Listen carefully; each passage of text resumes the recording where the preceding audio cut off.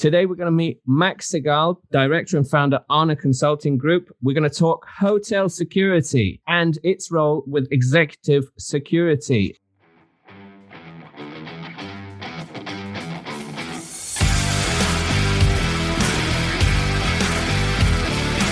Welcome to the Circuit Magazine, the #1 source of information on protection matters, the industry-leading magazine for all security professionals who want to stay ahead of the game.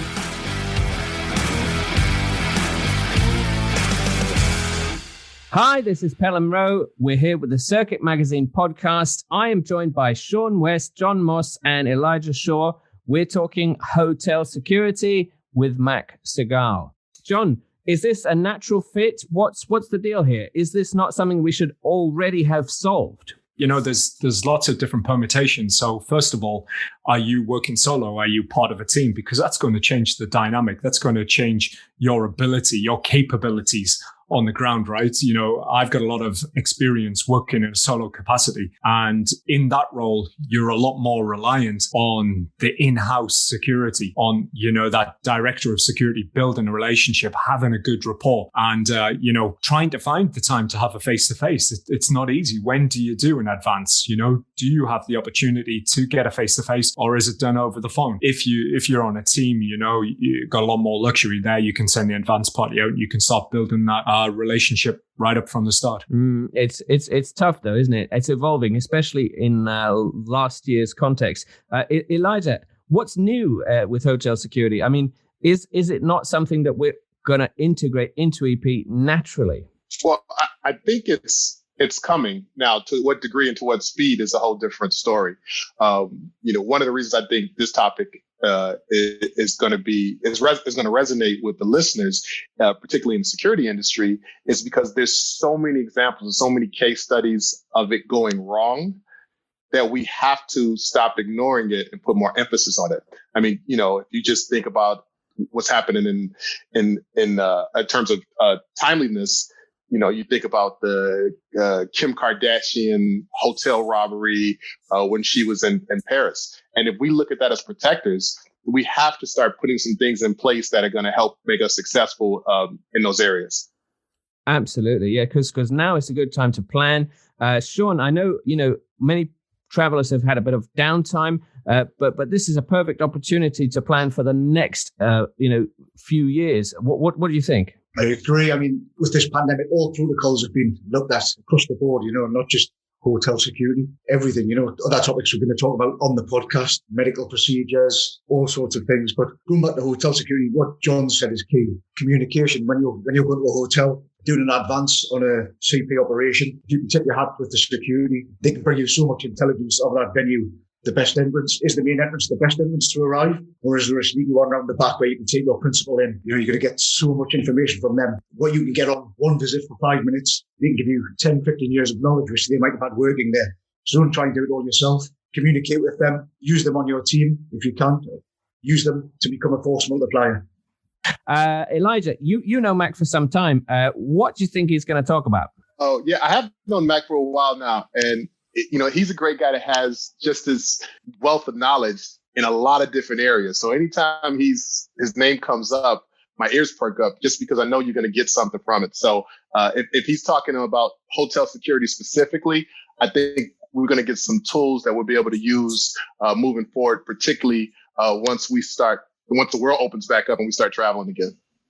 Absolutely. Yeah, it's just around the corner, surely. John, what do you think? You've been trying to get Mac for some time. You're developing the Circuit Magazine this month, especially. Travel risk management, is it going to come back?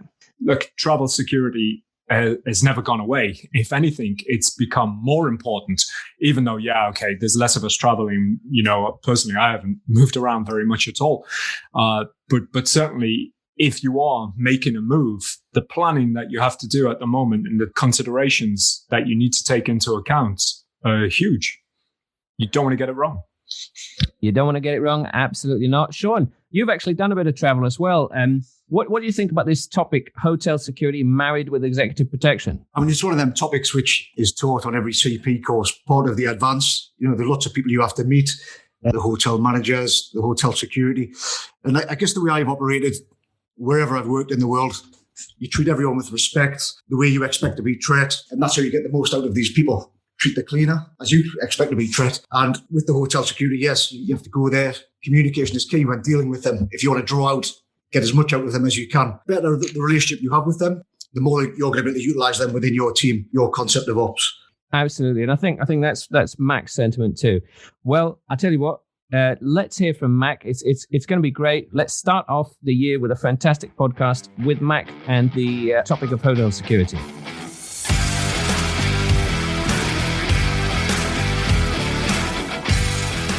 And now, let's meet one of the contributors to the Circuit magazine.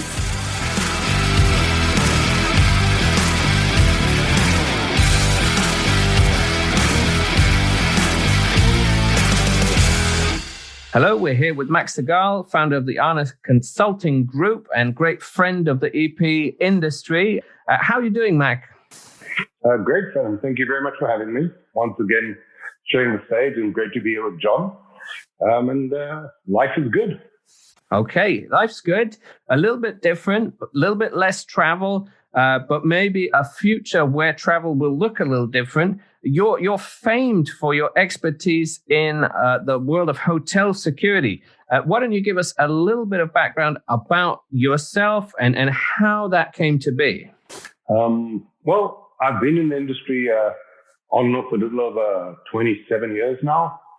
I was in the military, government. I'll save you the bio. It's on my LinkedIn, I reckon. But many years of consulting. About 7 years ago, a client of ours said, we have a hotel project in Africa. Do you think you could build a security master plan for the hotel? And I said, sure. Thinking, well, how different can it be, right? And I had the very good fortune to meet a gentleman called Paul Moxness, who is a legend, not just in hotel security, in the security industry in general, who was the head of security for Carlson Residorf at the time. And Paul took the trouble to teach me about the hotel industry, because I knew about security, but hospitality is a whole different game. And to understand the functioning of a hotel, the operations of a hotel, people flow, rentable, rate per room, vacancies, back of the house, front of the house, and to be able to design security that's actually effective, but implementable for a hotel. It's not overt, that the guests feel comfortable, and it's something that the hotel is actually willing to do, because otherwise it's just a book of recommendations that sits on a shelf but never really gets implemented. So we did that project, and I quite liked that space. So I kind of learned more, and one project led to the next. And I guess the major boost was the Mandalay Bay shooting in Vegas, the tragedy. After that, I was fortunate enough to be interviewed by the BBC, Fox News, USA Today, New York Times. I guess they Googled and found that I'd written a lot about hotel security, and that kind of catapulted me kind of into the spotlight, which was very fortunate. And since then, it's just a space where I'm really comfortable. I've spoken at a lot of conferences, trained a lot of people, done a lot of assessments, written a lot of articles, been interviewed, and I really enjoy that space, and I'm still active there. I'm listening to you talk about hotel security there and how you became the expert that we all know that you are today. But what I want to know straight off the bat are what benefits have you gained by working in this area of the industry? Because I know this sounds like a bit of a loaded question, because I'm imagining there are some, but I want to hear it from you. Okay, so it's interesting. So when I first started, first, it's a great question, John. When I first started doing hotel security, so I was looking at it as an operator, right? Because my background is EP. So obviously we had surveyed hotels during advances, right? So can we let our clients stay in this hotel? And what will be the emergency procedures? And what are the hotel procedures and security like? And how can we layer our protective detail over that? So I always looked at it from an operator point of view. And when I started working on the other side, like for the hotel industry, looking at outward, it gave me kind of a deeper understanding, saying, okay, well, sometimes, firstly, not everything that hotels are saying they're doing, they're actually doing, but it's really nice on paper and in their procedures, and they claim, like now with COVID, they've all got all the stuff that they've got all these certifications, and then the reporters go undercover, and they check for the cleaning, and they discover actually it's not being cleaned. So they claim standards which aren't always being implemented. And on the other hand, it gave me an understanding that us as an EP industry, sometimes our expectations are unrealistic. That the hospitality industry it's not so easy for them to accommodate our wish list as we would have it. So you've got to kind of understand that for you as an operator to kind of get the hotel to facilitate you and your principal and to give you the services or open the side door or the back door or whatever it is that you need, there's ways to go about that to get the cooperation from the property. So it was kind of interesting wearing the other person's shoes and seeing how it looks, kind of looking outward. So I think that's probably the best benefit in terms of my kind of holistic career. It was just a whole fresh way of looking at hotels. Yeah, I almost feel like that's a bit of a politician answer there. I'm like, and I love it. But yeah, I'm trying not to tick off either industry. Good job. No, very, very good job. So with all that in mind, and I like the way that you framed this at the start in, coming from an EP and operator background. And I know a lot of our listeners out there are operators, and we've all got experience of visiting hotels and understanding the dynamics that's at play, and that we can't always have everything the way we want it, and that we have to set our expectations correctly, as you just mentioned. So with that in mind, then, what is it that really defines hotel security or separates it from the rest of the EP industry? So I think that, well, firstly, the hotel security begins and ends with the guest, like everything else in the hotel, but the guest experience. So we, in our EP industry, we look after our principals, and obviously their comfort in facilitating their success and productivity and safety is our main concern. The hotel, however, everybody in the hotel is their concern. So the fact that I'm there with my principal doesn't mean they're going to be willing to inconvenience 700 other people who to them also are paying the bills and renting rooms and bringing business to them. So we kind of march in going like, oh, I've got this very important person and I need you lock down this elevator and do this and do that and give me this parking space and leave my vehicles staging out front. I don't want any taxis close by. And they're like, yeah, no, right? That's not an option. So they have to, as hotel security managers, they have to take in a lot more into consideration. We're looking after 1 or 2 or 5 people, but they might be looking after 1,000 people. And we're there and they have a conference, and the conference in the Meister space with 500 people or 1,000 people over there. And there's a visiting football team and whatever else is going on their property. And some of the properties in Europe, it's smaller. In the United States, there are colossal properties with 1,000, 1,500 rooms. These are huge properties, and there can be several VIPs and things going on at the same time. I actually did an assessment, it's not a secret, for Trump hotels in the United States, all their hotels. And the Washington, D.C. property, it's built on the old D.C. post office. Huge, like rectangular structure. The lobby bar is massive. It's a magnificent bar. And Friday, Saturday nights, there's got to be 200-300 people there.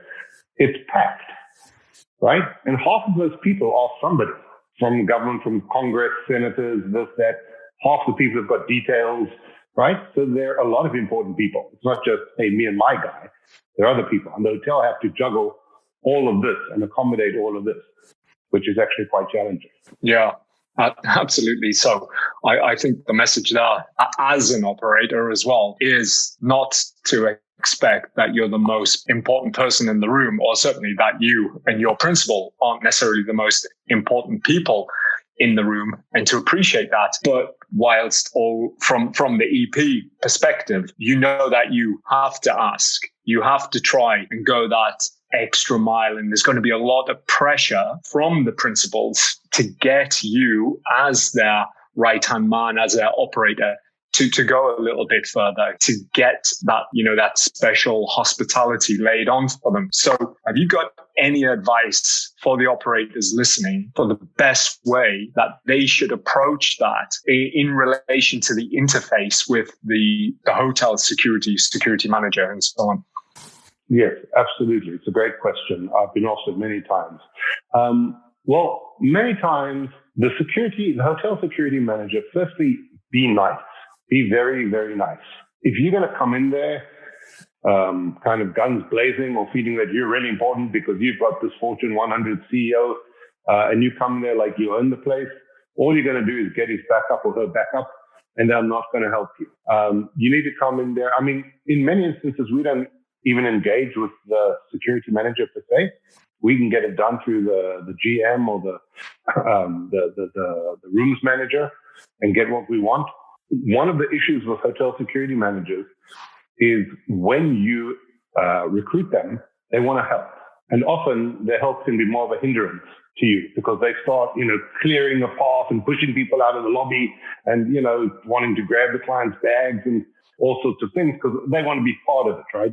They also want to touch the famous guy. And that often is actually a bit of a hindrance. So certainly in the corporate space where we worked, we often didn't really, depending on the country, and that involve the security manager more than we had to. Unless, of course, you have armed security on the premises, in which case you absolutely, out of courtesy, need to let him know that you have legally armed personnel on the premise. The best way to get cooperation from a hotel is to engage. It's not usually the GM. It's one level underneath that. So kind of the rooms manager, the hospitality manager, the event manager, and to be absolutely as engaging and nice as possible and recruit them. Ask for things. Don't demand things. Don't say, listen, we need you to do this. Hey, we'd really appreciate, I know this is a bit unorthodox, but, if we could actually just use that door, or if you could open these doors or whatever it is, or if we could put the table in the restaurant over there, that would be great. But the minute you start demanding, they start shutting down. You can't strong arm them, right? You're in a Ritz-Carlton. It's like, hey, you're important, but actually they're fairly important in their space as well. Right? They're the top of their game, the same as you're the top of your game. So give them that respect. And you get much, much, much more with a carrot than a stick when it comes to hotel. Just be respectful. And if they can't do something, accept it. Don't throw your toys. Don't be upset. Just say, okay, that's great. And then be creative and find a different solution. What you'll also find is over the years in different cities, you'll find hotels that are more comfortable to work with. There are hotels who get it. We've had a lot of VIPs there who are lower key, who aren't such like family hotels, more exclusive. And they're usually much more accommodating because they've had, whether it's a royalty or the Secret Service or whichever politician staying there. So they kind of get it. So select the hotels carefully and be nice. That's the best advice I can give you. Excellent. Thanks, Mac. As you were saying that, I was drawing parallels between some of the topics we had at the Washington, D.C. corporate security event. I don't know if you remember that, where we said in D.C., everyone is important. And it comes with its own dangers of being among other really important people, collateral damage and lots of potential clash. So really like that sort of parallel. Coming to the present moment, obviously it's a bit of a developing situation, but because of the travel restrictions, because of the pandemic, the golden question, how do you see hotel security evolving given the current situation? Question on everybody's lips.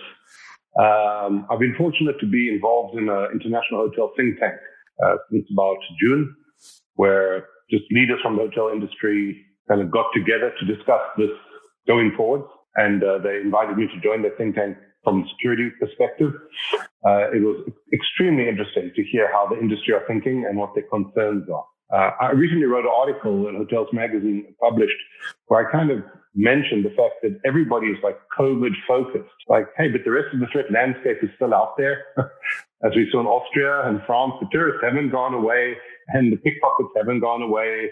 And, the guys who want to ghost your Wi-Fi signal and grab your data haven't gone away. So I think COVID has kind of blinded people to remembering what else it is we do to protect our principles. In terms of the hotels going forward, I'm going to add in a piece here. So there is an ISO guideline /standard coming out in 2021 called ISO 31030. It is a travel risk management standard for corporations from ISO. It's called guidelines, not a standard, because you can't apply it the same way to every corporation, because an oil corporation is different from a high-tech corporation. But it's a set of guidelines about travel risk management. Now, this is important for corporations and hotels, because for the first time, there's actually an ISO standard talking about this stuff. So apart from the obvious value that corporations will now actually have to pay careful attention to duty of care towards the executives who are traveling, and there are actually guidelines about, pre-trip education, communication, apps, ground transportation, hotel selection, emergency procedures, contingencies, and all these good things. There's a liability issue, right? Because if my principal works for ABC company and we stick him in a hotel and there's an attack on that hotel and something happens to him and there's a lawsuit, now the prosecution go, okay, ABC Corporation, there's an ISO standard for travel risk management. Did you follow that standard? Did you comply? Did you choose a hotel that complies with those recommendations? No? Oh, why not? Because maybe if you had, your guy wouldn't have been injured or worse. So it's kind of a bit of a can of worms. So the corporate industry is starting to sit up and take notice of this standard. And so is the hotel industry. Now, for us in EP, it's great because if we know that hotels are compliant with this ISO standard, that's already a great baseline for us to start selecting properties wherever in the world we are. The tricky part is going to be compliance, right? Because ISO, because it's not a standard, they're not certifying. So now you're going to have every, like happened with COVID, every guy on the street corner popping up with a COVID certification, right? Going, oh, we certify hotels for COVID, right? There are about 35 of them currently popped up like mushrooms. Are they good certifications? How good are they? How serious are the audits? How well do they check implementation? No idea. But I got a nice certificate in my lobby, so clearly everything's cool. So with travel risk management, that's going to be the challenge.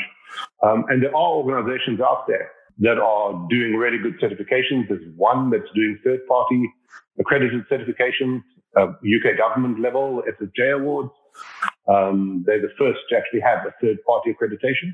And we are going to see that in hotel selection. Hotels are going to get more and more demand from corporations saying, we want to see a certification that you guys actually take security seriously. So that is definitely coming down the pipeline. Thanks. That's a great vision. Well, hopefully. Yeah, I imagine there's still a lot that needs to be put in place to get from where we are now and what we've been used to somewhere like that. Now would seem like the perfect time to be implementing something like that, given that we've got a little bit more time on our hands, perhaps. Yep. But that said, I'm anticipating there's going to be a bit of an explosion at some point in 2021 when everybody gets the opportunity, hopefully, to break out of the lockdown situation. And we all want to get traveling again. Certainly our principals who are not used to being so restricted are going to want to start getting back on their planes, traveling, frequenting luxury hotels. And so in the rush to do that, Mike, what are the considerations, bearing in mind what you've just said about the development of standards and certification and so on? What are the things that the average EP operator needs to look for when selecting hotels now? And I'm talking about a post-pandemic situation, but still fresh in the mind. What are the considerations? What should we be looking for? Well, great question. Firstly, yeah, so COVID, I agree with you that we almost taste that it's coming to an end and everybody's, gnashing at the bit, rearing to go. And I think there will be like an explosion of everything in 21. I think you're absolutely right. But COVID will still be hovering. And there's still this massive awareness because we've lived with it for a year. So COVID-19 will be like the number one thing on any traveler's mind when they're traveling. So for us as EP agents, we've discussed it in various forums. So what do we do? So we have a client now going to a hotel. So the first thing definitely is certification. Now, certification, again, in many instances, auditors are marking their own homework, right? So I audit a hotel and I go, okay, I think that's okay. And I give them a certificate of my signature, which they stick up in their lobby. But okay, it was my audit, right? Which is why I said there's one company doing a third-party audit, but that's much better. The audit gets done, then gets submitted. The people who are certifying have no idea who the auditor is. They have no connection. They're just doing a completely objective review of the audit, which is a standard audit, which has been approved by them, and going, hotel qualifies or it doesn't. And if it doesn't, there's corrective actions. You've got 3 months or whatever to do the corrective actions. Then that's proof that you've done them. And you get recertified once a year. It's not a one-off thing that you get to keep forever. And it's a boot on the ground audit. For example, a lot of people do self-audits. Oh yes, we do a COVID audit. Yeah, we'll send you this checklist, right? You fill out the checklist, you send it back, we send you a certificate. Really? That's not worth it. So COVID certification is going to definitely be high on that list, but do a little bit of homework, right? Or if you want to reach out to someone like me, I'll be happy to help and give you some advice. But just because it has a beard doesn't mean it's a goat, right? Just because it's on the wall doesn't mean that they're doing anything. And there was recently an article in the UK paper that, some journalists went undercover, with kind of ultraviolet markers and marked bedding and remote controls, and then came back the next day, ultraviolet light to see what had been sanitized and what hadn't. And it was a little bit scary. They did the same thing in the States. So they claim they're doing all this stuff, but they're not. Which means that us as EP agents need to take responsibility as well for sanitizing our principals' rooms, right? The same as the vehicles, right? We can't just take the hotel's word for it that they wiped everything down, etc. We want to make sure that the bedding is changed every day. We want to have a look and see that the housekeepers actually are wearing masks and gloves. Maybe we want to, or we or one of our agents, if we can, go through the room, wipe down, surfaces, handles, things that the client will be touching, and make a little bit of extra effort. Kind of a COVID-19 audit, I think, is going to become part of the advance. So when we're doing our advance now, we're going to kind of think about that in terms of testing facilities or what happens. And these are questions we can ask the hotel. So what happens if someone in the hotel walks in? You've got the thermal scan in the lobby. That's great. They're so impressed. What happens if somebody walks in with a fever? What's your procedure? And at that point, the hotels usually blink and go, we don't let them in. I'm like, okay, but it's the guy paying $10,000 a night for the suite, and it's his wife. You're not going to let her in? Really? I want to see how that goes, right? So it's important to ask the hotels, so what are your COVID protocols? And what are the emergency procedures? What happens if one of your chefs suddenly starts coughing his head off and has a 40-degree fever, right? What do you do then? Because that's going to give you a reflection of how much they've actually thought about all these things, and whether you should take the property seriously or go, yeah, maybe we should look for somewhere else. And that includes all security, right? I mean, I asked that question, about fire, about if I'm in Africa, I'm like, I'll say to a receptionist during the advance, oh, so what do you do if you hear a big explosion in the parking lot? And they just look at you and go, we. Okay, and then you got to know that, right, there are no emergency procedures in place in this property, right? So if something happens, I'm on my own. The hotel, I'm not going to be useful at all. Which is unfortunately the case in many, many properties. I love the phrase. I'm gonna borrow it. If just because it's got a beard doesn't mean it's a goat. Okay, and I can say that because I got a beard. I like it. It's got memories of the Ebola crisis, where hotels were very proud of their equipment that they were keeping to one side. Well, I tell you what's left to talk about in the world of hotel security that's unresolved, because COVID will come to an end and we'll get back to the unresolved issues, and then it'd be great to hear what's next for you, Mac. Okay, well, I think what's next for hotels, which I and others have been trying very hard, is to get hotels on board to understand that hotel security has to be everybody. It can't just be the security manager and the 3 or 4 people he has on his team. Right, that kind of suspicious indicator awareness training or imminent attack indicator training has to be given pretty much to everybody, right? Emergency response training, everybody. So if something happens, because it's a big hotel. I was at a major Vegas property after the Mandalay Bay shooting, huge property. And the security manager proudly told me that as a result of the Mandalay Bay incident, they now have an undercover crisis response team. An undercover guy who's armed on the property, right? They've got a critical response team for an active shooter scenario. I hate that term. Okay, but that's what they use. And I said, well, how many people are in the team? He's like, 1. I'm like, have you seen your property? It's like 4 city blocks. What do you mean 1 guy? Right? If there's a shooter, by the time he finds the shooter, there'll be 100 people dead. And there's about 1,000 entrances and exits from the hotel and What do you mean you got one guy? Like, don't bother, right? Just send him home. Like, either do it properly or don't do it. This security theater is what hotels engage in a lot, unfortunately. And there's this massive difference between feeling safe and being safe. And hotels are masters at making you feel safe. So they've got the guy in the suit and they've got the cameras and, they've got all the signage and everything. And you feel, oh, this is really serious. But when you start to get down to a finer resolution, see, do they actually have emergency procedures for whatever the crisis may be? If it's a natural disaster or a shooter or a heart attack, do they really have procedures in place? Do they really know what to do? And unfortunately, the answer is often no. And we try and you think it would be an easy sell to hotels. Hey, do you want to spend a little bit of money on training your staff? How to identify a suspicious person? No.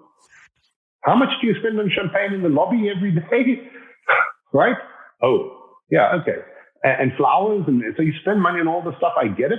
And you train housekeepers exactly how to fold the towels, but train the housekeepers how to notice a suspicious individual? No. And that is really, it is that easy. And it's not a huge investment. It's not a lot of money to do some training for your staff. But they don't. They really don't. And it's just amazing to those of us in the field why there's such resistance to doing that. So I guess for me in this space, in the hotel space, I'm still working. I do a lot of projects also in Africa, which is always interesting and challenging. Obviously, the threat level, depending on the country, is different. What's amazing, if I can rattle on a second, is that there's a perceived threat in Africa, right? So we perceive it to be very dangerous, but we perceive Paris to be very safe. But that's not necessarily the case, right? Because the attacks in Austria or France, the Bataclan Theatre night, those could have easily spilled over into the lobby of a hotel. There's nothing stopping terrorists walking into the lobby of or whatever hotel, the Radisson or the Louis Vuitton, whatever it is, in Paris, and doing whatever they want. There's absolutely nothing to stop it. But if you go to Lusaka, there's security up to Yazoo. Lusaka is actually quite a safe place. But there's this perception that certain places are dangerous. So the hotels have more visible security. But again, it's security theater. There's very few properties that I've ever audited that I went, okay, these guys are really on the ball. They have what they need. They're trained. They've got routine procedures. They've got emergency. They've got effective transition from routine to emergency. Very, very few properties. That's why we always, as EP, we always have to have a plan. You cannot rely on the hotel to solve your problems. You're responsible for your principal. You need to have a plan. Walk down the fire escape. Make sure that it is unobstructed. Make sure that the door isn't locked shut with a chain like you find in Africa, because a lot of stuff leaves the hotel. A lot of stolen stuff leaves to the fire exit. So the hotel's chained and closed. So when you're doing the advance, you really need to pay attention to that. Just because it says I've gone down emergency exits that land me up in closets and in kitchens and in dead ends because the signage, wasn't put in correctly. So, hotels security, they try, and in some places it's better. But we as EP, you can't just rely on that. You need to do the legwork. Fantastic. Well, John, do you have anything more for Mac, or has this been a fantastic tour de force through the world of hotel security? It absolutely has, yeah. And it's listening to Mac talk, it really sets the scene, doesn't it? And makes you wonder about all the things that go on behind the scenes that you don't necessarily see or pick up on. And if I can just finish with one thing, but I wondered, Mac, have you got any experiences of your many years of auditing and assessing hotel security that you want to share with us? Give me your worst case scenario, something that you've experienced. One jumps out. This was at a property actually in Africa, in Togo. 5-star property. It's got the most magnificent conference facilities in Lomé. It was going to be like the conference center for West Africa. High-end conferences, very fancy 5-star hotel, quite a big property. And I was auditing the property, and the main vehicle entrance was set up kind of with jersey barriers and S-bends so that somebody couldn't gather speed to ram the hotel. I was like, okay, this is great. So I kind of took some measurements and looked around, and I said, okay, but a fire truck won't be able to get through here. So what happens if there's a fire? So they went, oh, no problem, sir. On the northeast side of the property, there's a gate in the fence, and that's where the fire truck service road. I said to him, okay. I said, can we go back to the security control center and do a little simulation? So we go back to security control room, the two guys sitting there. So I came up behind the one and I started shaking his chair and I started yelling at him, there's a fire, there's a fire, there's a fire. You need to open the gate. You need to open the gate. So they look at each other. I'm like, okay, whose job is it to open the gate? Who needs to open the gate? And they're like, well, okay. So one of them decides he'll open the gate. Where's the key? Okay. Take them another 10 minutes of rummaging through drawers to find the key to the gate, because it's not obviously in a box marked clearly where you can see it. They get the key. We all run off down service road to the gate where there's a chain and the big lock, which obviously hasn't been opened in about 10 years because it's completely rusted shut. So he's there with the key struggling. Of course, the lock doesn't budge. So I said to the security manager, I said, okay, so that's your procedure. That's your idea. That somebody who you haven't defined is going to open the gate with a key that isn't marked and isn't available to a lock that hasn't been opened in 10 years. And clearly there's no regular checklist, in your routine procedures to check the perimeter, to check the gate, to oil the lock, whatever it is. I said, do you understand if there's a fire here, people will die because a fire truck actually can't get in unless you have a bolt cutter handy. And he just kind of blinked and looked at me. There was very little he could say.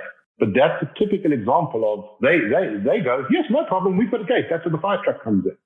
And they have absolutely zero idea that that's actually going to work. They have zero procedures to facilitate the fire truck coming in. And physically, it's an impossibility because they never bother to check these things in their routine procedure. So that's just one small example. Fantastic. I think that's an excellent note to wrap up on. It really highlights the necessity for due diligence, having an investigative mind, and test, right?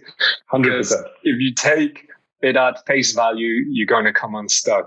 Fantastic, Mark. Thank you so much for sharing that with us. Gentlemen, thank you for having me. It's really been fun. I like your questions, John. They're challenging and it's fun. Thank you. It's a pleasure. Great answers. We've learned a lot. Thanks, Mac. It's great to have you, and we will see you again shortly. Looking forward to it. Thanks, Adam.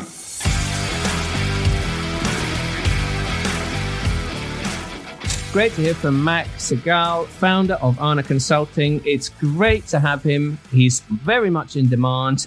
John, what did you make of it? Yeah, it was a great interview. I really enjoyed it. And it's only a shame that we didn't leave the interview recording afterwards, because we had a really great chat. Elijah, what are your thoughts? Where next for hotel security then?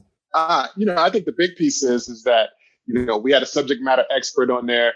He talked about the realities of that segment of the marketplace and just gave us some great tips and takeaways. So I think all protectors are going to take some of the little nuggets that were and the jewels that were dropped there and apply them to our own toolbox. Awesome. And John, we're now for the Circuit magazine. We got another issue coming out. We got lots on the table. What should people be aware of? Issue 56 is just about to drop, so look out for it. We got a whole ton of places now that you can read the Circuit magazine and you can download it.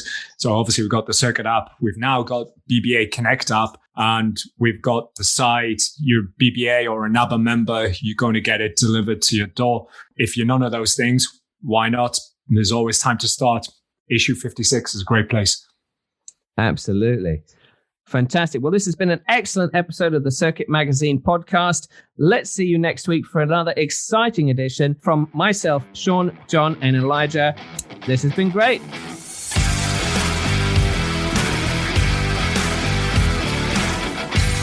You have been listening to the Circuit Magazine podcast. Be sure to subscribe and be sure to not miss an episode.